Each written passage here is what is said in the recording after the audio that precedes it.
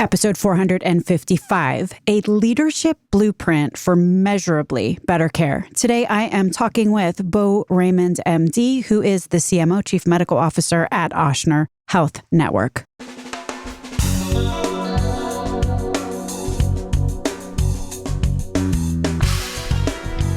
American healthcare entrepreneurs and executives you want to know. Talking.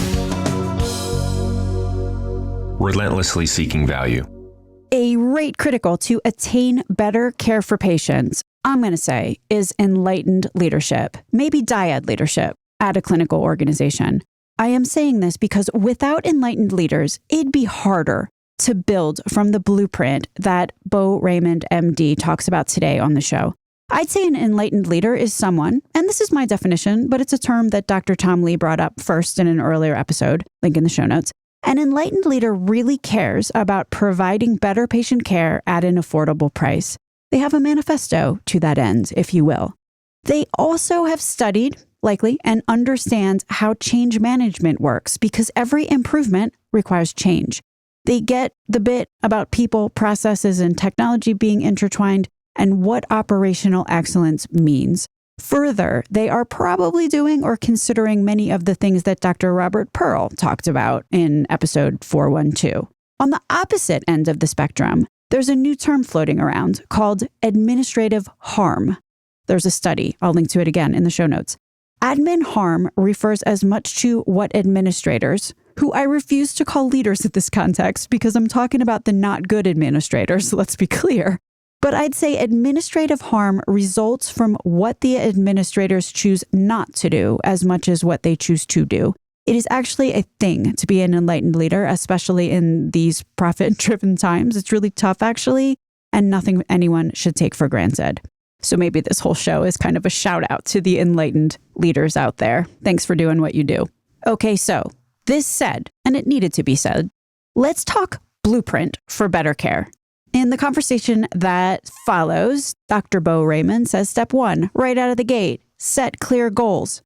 Then step 2, engage others throughout the organization to together build the framework needed to achieve said goals. Engaging frontline folks and others is really the only way that any proposed framework will actually work in the real world. Listen to the shows with Karen Root, Ashley Gunter, links in the show notes for just one proof point after another that what I say is based in fact. Step 3 of the blueprint to better outcomes that Beau Raymond, MD, talks about today is get your data. We talk a lot about plan sponsors and the getting of data, but same thing applies to clinical organizations. For clinical organizations, the getting of data means longitudinal data. The need for longitudinal data has come up in multiple shows, most recently the one with Dan Nardi, and this is just one example of why getting the whole bag of data really matters. Dan said on that earlier show, it's often a thing that oncologists are unaware of how many of their patients are winding up in the ER for nausea after chemo, which, by the way, is the most common cause for readmission. And the reason for this is lots of patients travel to their oncologist, but go to a local ER in a different health system.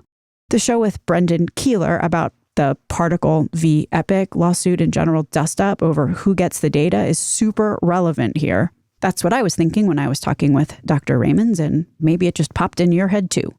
Or just continuing this topic of the importance of longitudinal data, how many specialists in almost any specialty see a patient and then don't know what happened to that patient subsequently, or even primary care in transactional models? So step 3 here is get your data. And also as part of that, figure out how to make sure everybody understands the data and also understands that it is fair.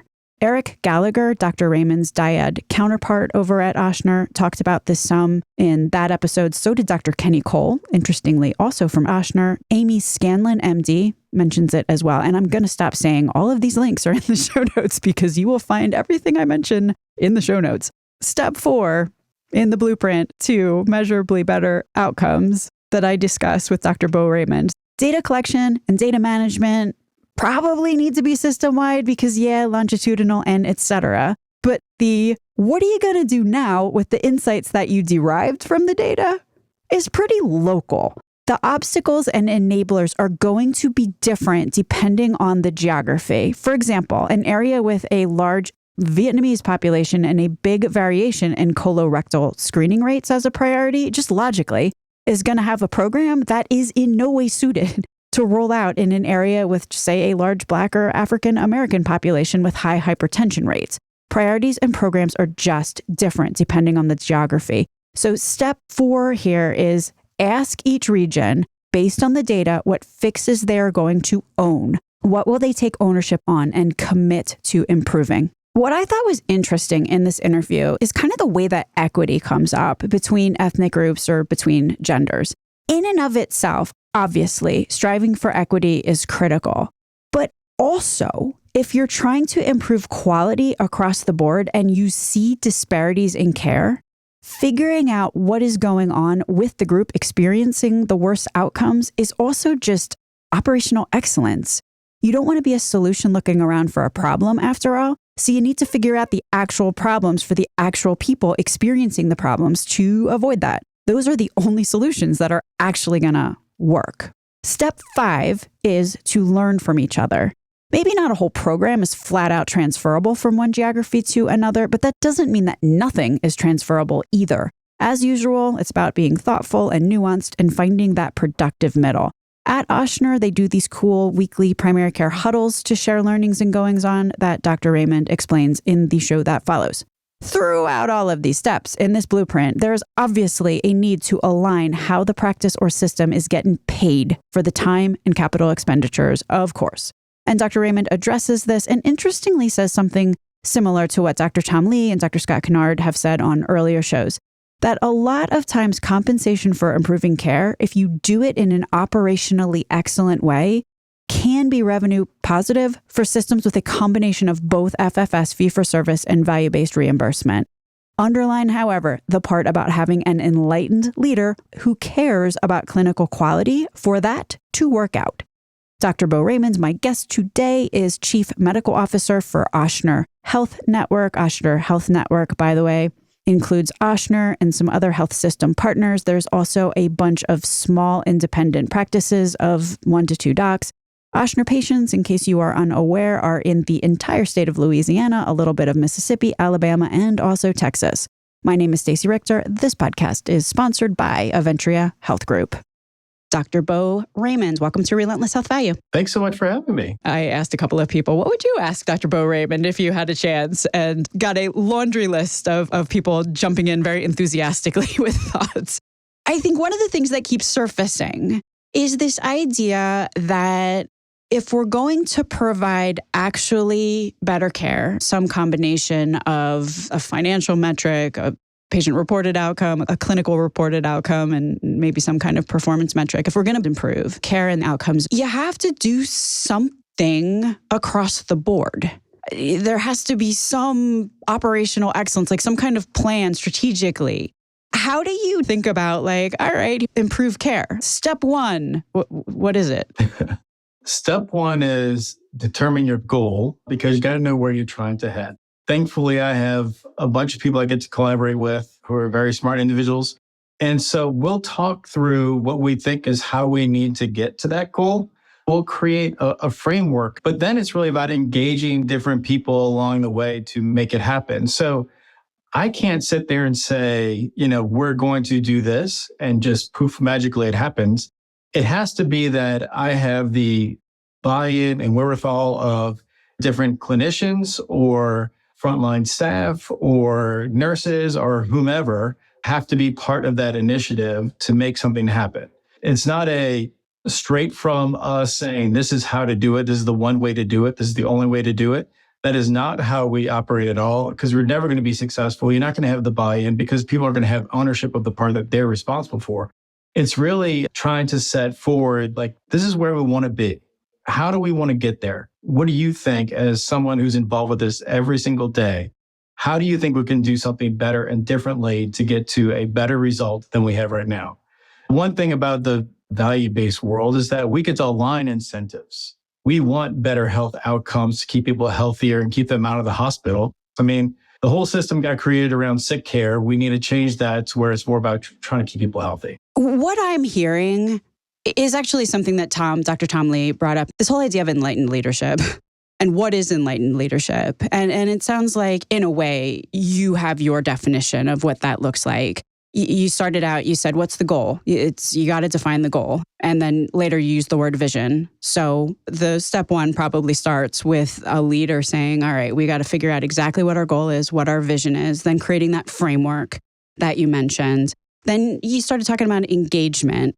And one of the things that you said, you're not going to engage very many people if you crush their soul by telling them to do it exactly the way that you have specified. Inherent in this engagement is enabling and empowering people to be responsible and accountable and take ownership for the work that they're doing. Did I get that right? Completely agree with that. That's the only way to really get to something that's going to last. If you were just saying, this is how we're going to get from A to B, and we're only going to do it this one way, there's going to be issues there. You need to be flexible. You need to be agile. You need to be whatever is the term you want to use to understand what has changed in the world and how you still need to keep that goal in sight and how you're going to adjust to that to get there. There was a tweet, actually, by Joseph Liu that I was very fixated by, actually. I stared at it for probably an embarrassingly long time. It's just this idea of everything has to be a balance of humans, processes, and technology. And I think that's effectively also what you're saying. And what I'm connecting the dots to right now is a program you and team were running at Ochsner, where I think you took a look around. You came up with your goal, you came up with the vision, but then realized because of the geographic area that you serve, there's a lot of different local markets with a lot of different needs. So that's probably a pretty good case study of what we're talking about. One of the people I get to work with, Dr. Eboni Price-Haywood, she published an article about disparities in COVID that was witnessed here in our region. It shed a huge light on what we need to be doing differently and what exists. We took it as an internal thing that we're going to try to figure out, how are we doing from a health equity standpoint? What is our current performance? So we've had ambulatory quality measures where we look at cancer screening rates, diabetes control, blood pressure control, looking at all those things. We've looked at inpatient quality measures, regarding CLABSI and quality and the like. We also have some other measures throughout the entire organization. So first things first, we had to get more accurate about how we're capturing people's race, ethnicity, the language that they spoke, all those pieces of data information. We had to get that information right in the system. From there, we've actually developed a dashboard which allows us to have great insights into how we're performing across all these different measures. I'm more focused on the ambulatory quality ones. And we have another doctor who's focused more on the inpatient quality ones. So ambulatory quality, okay, how are we doing? When we looked at cancer screenings, it was interesting. There wasn't a huge gap between our two major populations. For reference, in our entire service area, 2/3 of the people are white, and then nearly 25 to 30% are Black or African American, depending on where you are. And then the rest is made up of different groups. When we looked at it, there wasn't this huge gap when we looked at colorectal cancer screening, breast cancer screening, cervical cancer screening between the white and the Black African American population. Not in those areas. Clearly, the stuff that we put in place year over year about making sure we were doing really well on those measures was working kind of across the board. Now, when it came to hypertension and diabetes, however, we noticed there was a gap there. Things that we'd been doing year over year to improve, we were improving the entire group, but there still had a gap. Now, it got a little bit smaller over time, but it still existed between those two populations. And then also we belonged to another group where we looked at statins for people with cardiovascular disease, and we noticed a gap between men and women. Those were three that really stood out to us. And we said, okay, we need to do something differently.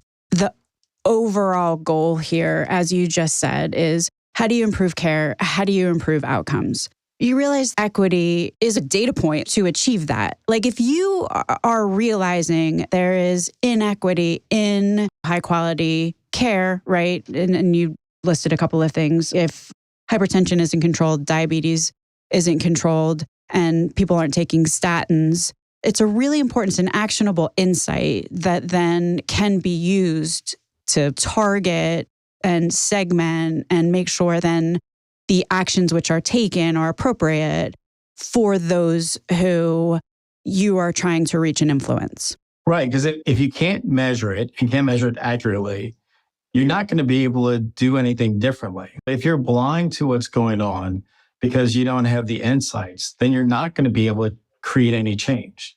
This allows us to create the change that's necessary to try to address those issues.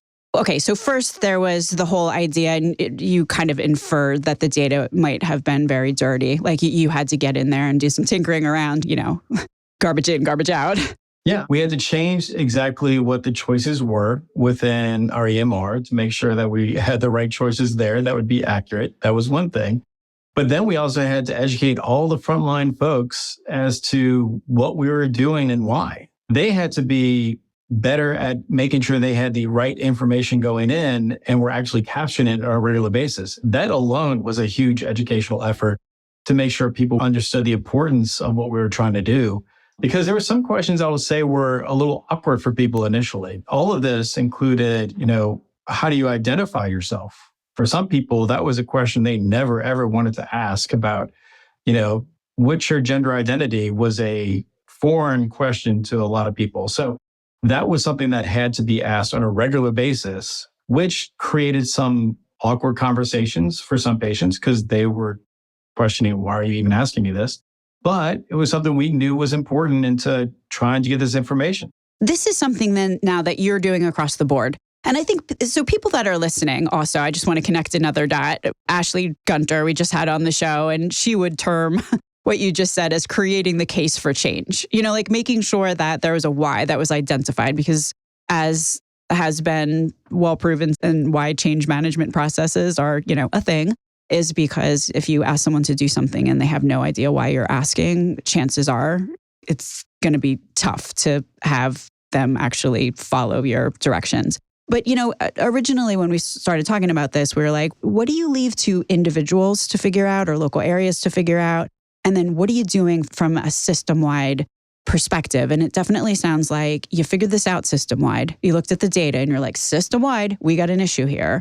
You created the case for change system-wide. Like, okay, one of the things that we need to do is this, and this is why. And it sounds like also there's another thing that you're doing system-wide, which is making sure that everybody is feeding the data in consistently across the system, because you obviously have one centralized data warehouse or data analytic capacity. So we're still talking at the system-wide here, despite the varied and various geographic areas that are in play. Correct. The change comes when you start looking at the data by the different regions, by the different sites. And that's where you see that there's a lot more variability. So in one region, you may have a significant opportunity regarding blood pressure control or diabetes control between white and Black or African Americans.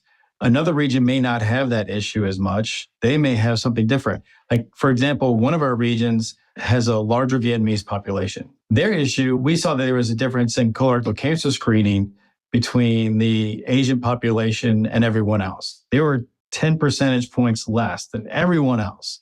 And that's a huge difference. So, with having a decent population with a big gap, the ask was, what are you going to do differently in that region? And that's how we approached this. Every single region, we brought them the data. We said, here's where you are. Here's where the opportunities are.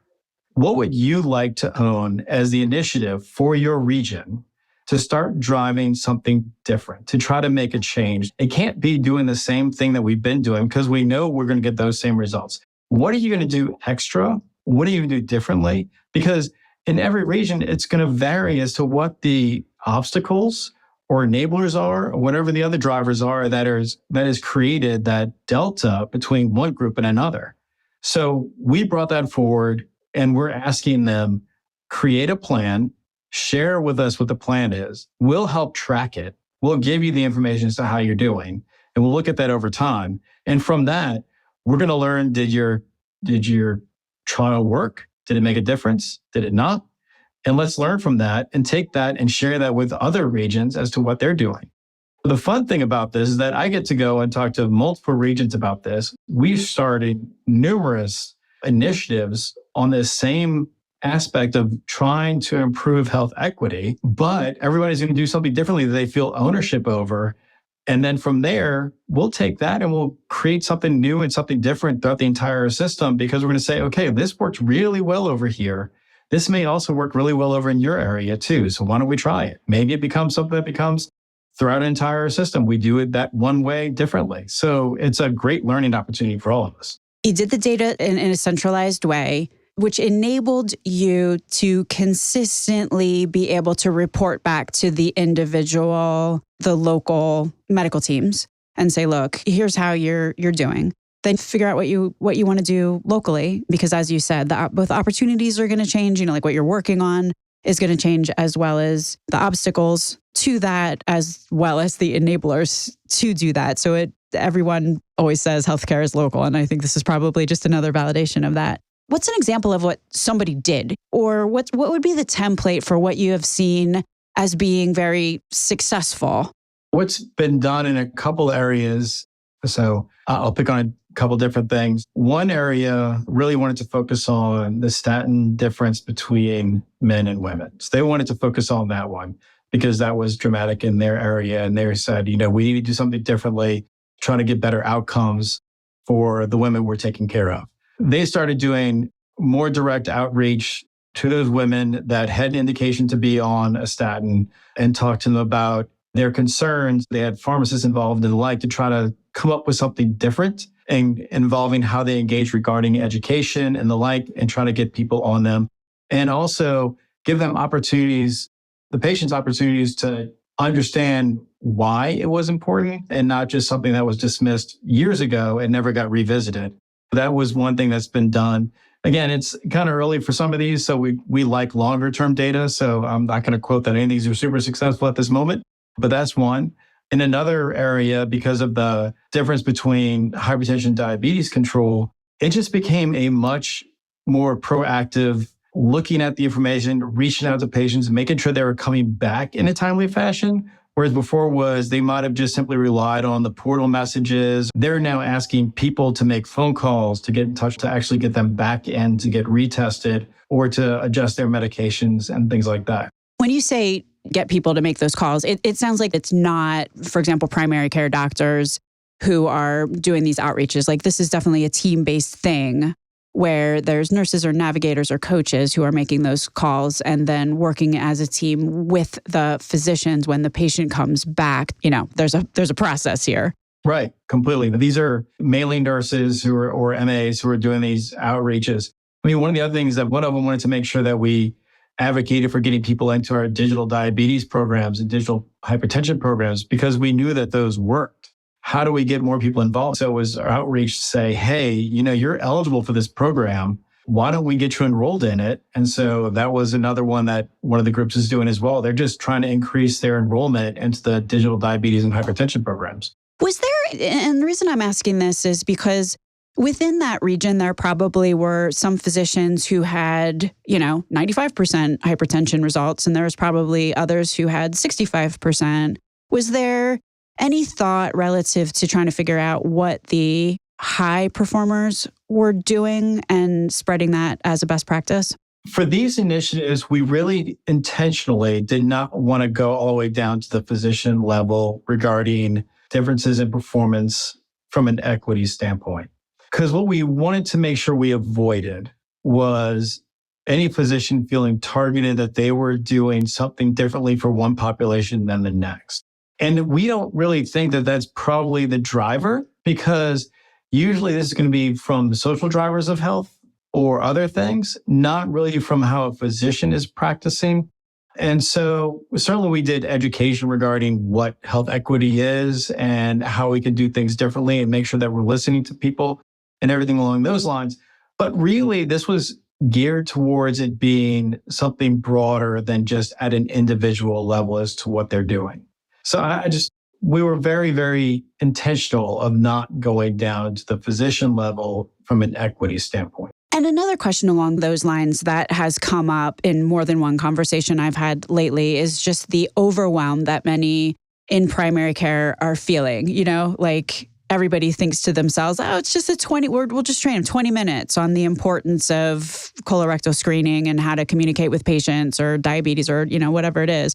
Except you've got the nephrology team who wants to talk 20 minutes on CKD, and then the hepatologists are like, we got to talk about liver for 20 minutes, right? Like, I mean, you wind up with the situation that the primary care team could basically be sitting in lunch and learns for days on end. How do you do this in such a way there is actually education, but it's kind of like, I guess, ruthlessly prioritized? It's interesting you bring up the lunch and learn. So I will say we have some things that are put out as education modules that go to everyone in the system, and it's required for us to do. And we actually quizzed as we do them, so to verify that we're paying attention to what's actually in there. So there's that. But within primary care, we created primary care huddles. So I shouldn't say we, the leader of primary care created primary care huddles. We have a large primary care group. I mean, it spans the state. And so it is a regular weekly huddle where there is a topic that's put out every single week that allows for people to tune in and get educated on. So the topic is pushed out in advance so people know what the topic is. The attendance on this huddle is crazy. Tuning in to hear the latest and greatest as to what we have going on and what we have to offer and how something new has come out or how there's been a change. It's been amazing. It's remarkable. The physicians are able to ask questions right then and there. And it is considered a very safe zone. Dr. Malaire, who's the leader of it, has been making sure people are being heard. And it's a way for us to get, honestly, feedback. So there are times that we think we got this great idea. We bring it to initially the small group of physician leaders in primary care, and they think it's a great idea. And then we share it in the huddle, and then they don't think it's a great idea. We listen to what they have to say, because these are the frontline people that are going to have to enact anything we're putting forward. And so if they're not buying into it, and we need to go back to the drawing board, we will. In those huddles, you're not necessarily talking about, oh, we just learned something new about sugar in the diet or HRTs. Who knew? Right. So this isn't necessarily updates in science. This is more, as a health system, we now have a new connected health tool or something, like people are getting updated on what resources may be available. It's all the above. There are times that something novel has come about, something that's significant change. We will have someone who is a leader in that field come onto that huddle and talk about it, but it is all the above. And so the advantage of having this on a regular basis, we can do whatever we need to do, depending on whatever is the most important thing of the week. Another thing that keeps coming up lately is just the increasing difficulty to get all these things paid for. We talked about a really interesting initiative that you're rolling out system-wide, enabling the different regions to figure out exactly how they want to go about administering or operationalizing the goal. Obviously, this takes time. How do you make sure that you're aligning getting paid with this value mindset? So I guess conveniently for us, we're in a decent number of value-based contracts. We're certainly not all value. We certainly have a lot of fee-for-service. We are very much in both canoes, or as I've heard it said, and I like it better, we're in a catamaran and we need to figure out how to navigate the catamaran. With that, we do have extra revenue that's coming to us. We do have population-based payments that are coming to us. And so some of these initiatives may be based just on those populations, but this one, for example, is not. We're doing things intentionally to make sure that we are giving the funds in the right way to help drive performance, because it's really going to drive performance across all of our value-based contracts, which is what we're looking for anyway. And so when we're talking about like the health equity standpoint, what we do there, if you're 85% for one group and you're 80% for another group, if you say we want to get that group that's at 80%, get them up to 82, then the overall number is now going to go up even higher. It's going to help us on our other contracts as well that are value-based contracts. So we don't see it as separating one from another. It's really about how we take care of our patients in our community and how we make sure that we're successful in that. I have heard, and Dr. Scott Kennard said this on a show a while back, that if you do things like you outreach and you get people to come in for a visit, like that actually works for fee-for-service as well. You know, if you have patients who normally only show up when they're sick, and now all of a sudden, due to outreach, they are engaged in coming in for visits, well, that's volume as well as value. Yeah, when we launched our digital programs for hypertension and diabetes. So in these programs, you have patients who are connected via Bluetooth, their monitors connected, and it sends information from their phone directly to our system. We're able to put them into a dashboard, which then triggers for people, for health coaches, triggers for pharmacists to make adjustments and the like. Primary care initially got concerned that now, okay, you're taking away some of the easier visits for me. You're taking away the diabetic that I'm monitoring to make sure. You're taking away the hypertensive that I just need to adjust their medications. Those are easier visits than some of the more complicated patients, right? So you're taking those away.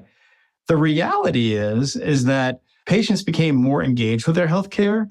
And so they still came in the same amount of time as they did before, but those visits were much more meaningful. So it did not do that at all. When you're engaging people in their healthcare, regardless of how you're doing it, it's going to be beneficial for you in either a value or a fee for service model because patients are going to want to come in and be seen. When you say the visits were more meaningful, what do you mean? If, say, their hypertension or diabetes was under better control, then you're able to focus on some of the other things that are going on with them. So if somebody's coming in with a list of problems and you're saying that their hypertension is good or their diabetes is good, then you're not as worried about that part anymore. You can focus on other issues that are going on with that patient instead.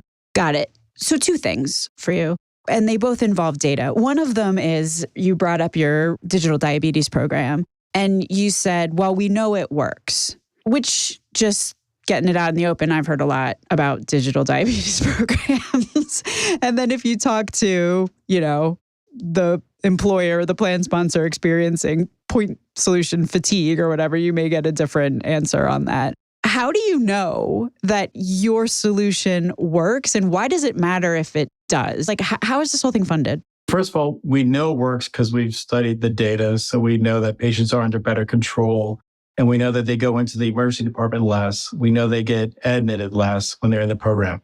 And the big difference between remote patient monitoring and what we do is we do remote patient management. So we're not just having numbers fly in. We also have coaches and pharmacists who are following an algorithm that's been put in place by endocrinologists and cardiologists.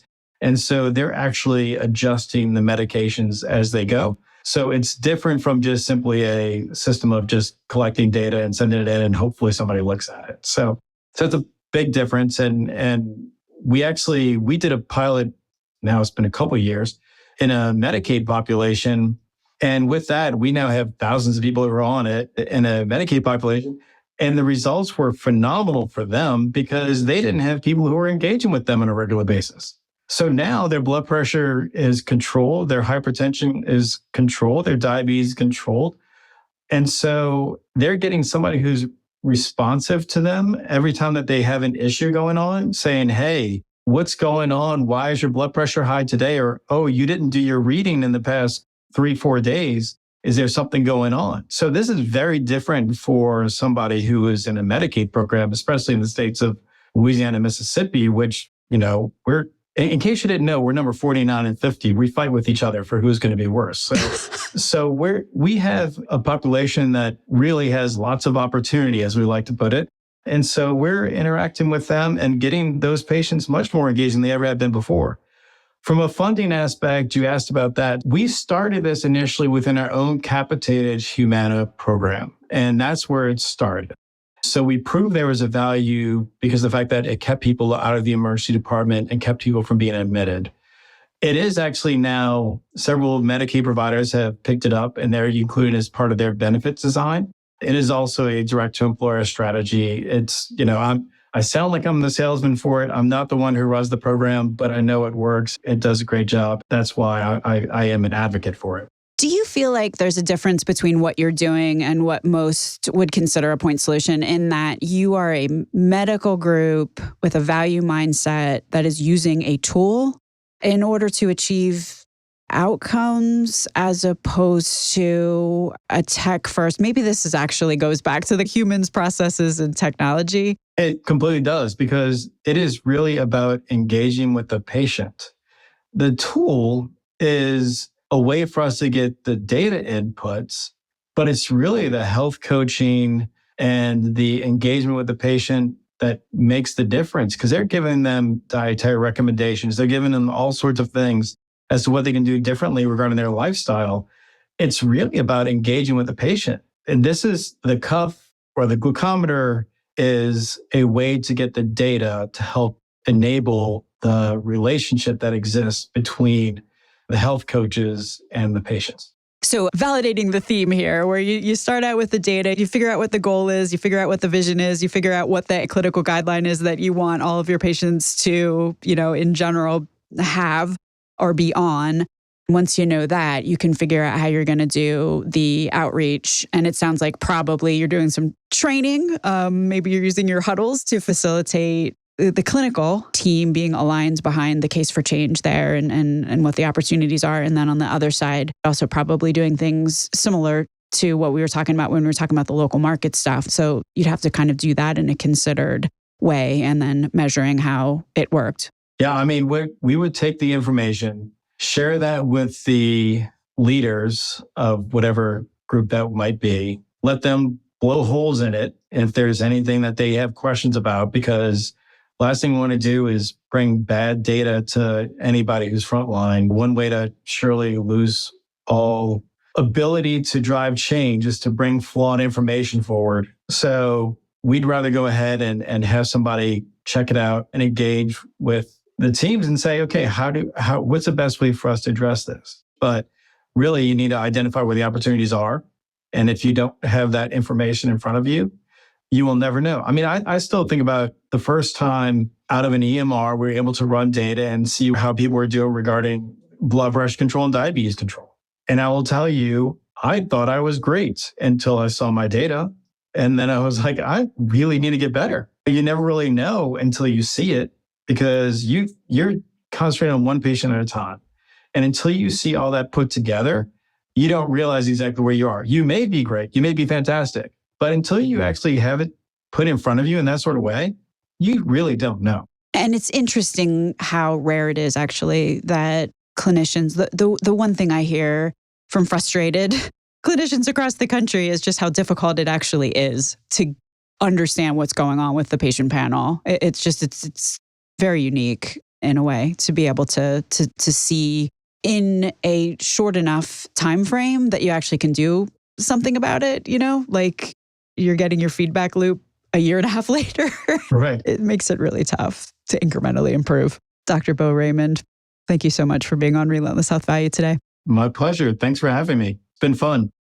Hi, my name is Chris Skizak. I am the Executive Director of the Houston Business Coalition on Health, as well as Texas Employers for Affordable Health Care. I've been a long-time listener and have had the privilege of getting to know and work with Stacey Richter. There is no doubt in my mind that Relentless Health Value is the best podcast out there that addresses the financial challenges and opportunities in healthcare delivery. Episode 452 with Cora Opsel is a perfect example of the challenges employers face with legacy stakeholders that have little incentive to change market dynamics. The episode does a great job of describing some of these challenges, but most important, I think it gives hope and encouragement to what can be accomplished through collective perseverance and resolve. I highly encourage listeners to pay attention to this episode as it truly will require a village of employers locally at the local market level to change what needs to be changed. Thank you very much.